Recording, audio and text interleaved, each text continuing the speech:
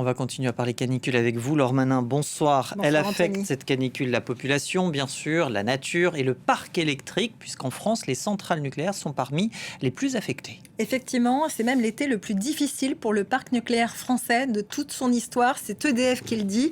EDF qui a dû réduire la production de ses centrales avec un taux de puissance manquante qui atteint 15,6% aujourd'hui.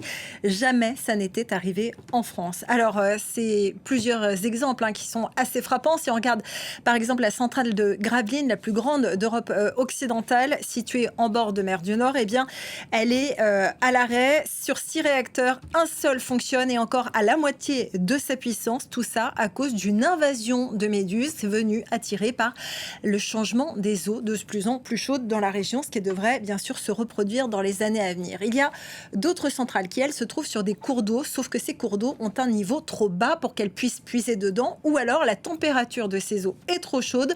Or, quand les centrales récupèrent cette eau, c'est pour refroidir leurs installations, l'eau se réchauffe et quand elles la rejettent dans la nature, elle a quelques degrés de plus que quand elles l'ont puisée. Or, au-delà d'une certaine température, eh bien, c'est dangereux pour la faune et pour la flore. Il y a donc des interdictions, au point qu'aujourd'hui, eh bien, par exemple, les centrales de Tricastin ou Saint-Alban ont réduit la capacité de production de certains réacteurs.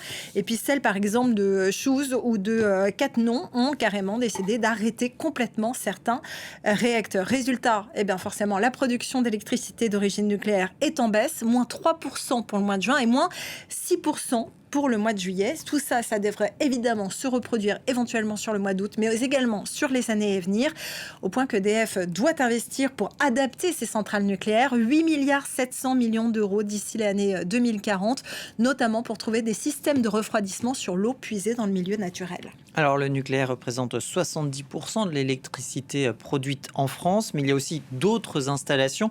Est-ce qu'elles peuvent prendre le relais de ces centrales ?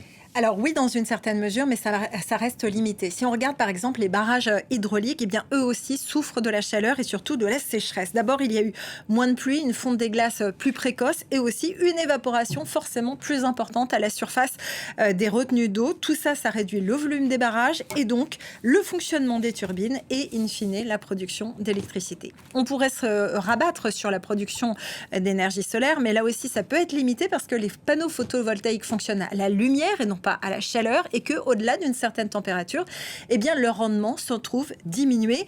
Au-delà de 25 degrés, eh bien les cellules photovoltaïques peuvent dépasser les 60 degrés et dans ce cas-là, elles perdent 10 à 20% de leur capacité de production. Alors finalement, pour compenser ces pertes de production, ce sont les centrales à gaz qui vont nous en rendre service. Elles représentent habituellement 1% du mix énergétique français parce que ça pollue beaucoup et que ça coûte cher. Aujourd'hui, eh bien, ça représente plutôt 5 à 6% de notre production d'électricité, avec notamment une capacité d'adaptation au pic de demande le matin et le soir, notamment lorsque les particuliers font fonctionner leur climatiseur à plein régime. Il faut ajouter à toutes ces difficultés de production le fait que le réseau électrique français n'est pas adapté pour fonctionner avec des températures aussi élevées et qu'il y a régulièrement des problèmes avec les infrastructures, comme en juin lorsque ce transformateur de RTE avait explosé et plongé dans le noir plus de 100 000 foyers en Bretagne. Alors, la production d'électricité baisse alors que la consommation augmente. Est-ce que ça signifie que les exportations d'électricité françaises sont menacées ? Eh bien, pas forcément. Effectivement, la France est une très grande productrice et exportatrice d'électricité. Pour l'année 2025, il y avait d'ailleurs eu un record absolu de 92,3 TWh exportés vers nos voisins. Ça représente un volume supérieur à la consommation annuelle de notre voisine belge et ça avait rapporté 5,4 milliards d'euros.